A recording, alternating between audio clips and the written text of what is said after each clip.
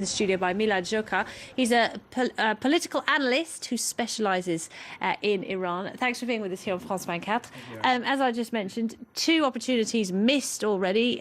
Do you think there might be a deal this time around? Well, I have serious reasons to be optimistic this time because we have a deal that is doable for the first time, and this is also a win-win. On the one hand, we will have Iran rolling back its nuclear activities for a period that is between around 10 years, but also in return it will have sanctions relief. So it's win-win on both sides, and the political will has never been as important as it is right now. You say win-win, but it seems to be a bigger win for Iran. They're asking at this point that the sanctions be dropped immediately and unequivocally. But originally the demand was that Iran scrap its nuclear program altogether. Now it gets to keep some of that program. It gets to enrich uranium, and critics say that it still has the potential to build a bomb. Well, the reason why the talks failed back in 2003-2005 was precisely because the U.S. position was zero enrichment.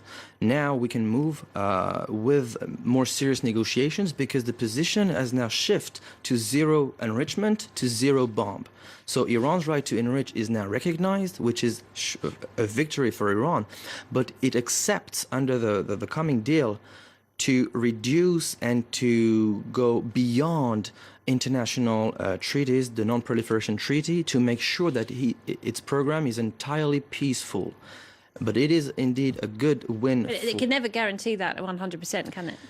Well, this will be the maximum level of transparency and verification under the Non-Proliferation Treaty, because Iran is willing to sign the additional protocol. There is no, this is the maximum that you can get legally.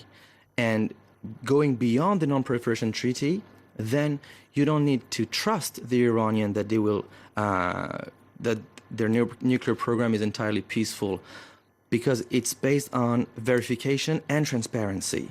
So this is why by the IAEA. By the IAEA inspector, we will be allowed to have the most intrusive inspections that we have ever seen. And if they complain they're not getting enough access, the deal's off.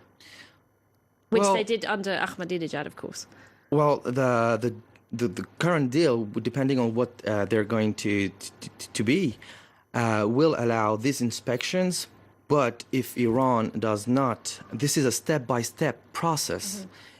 Sanctions will not be lifted overnight. Well, that's what the Iranians are demanding now. They say they want them lifted immediately. We're running out of time. I just want to bring in one more issue, if I may. Israel's Prime Minister very unhappy about this. We saw that in Washington last week.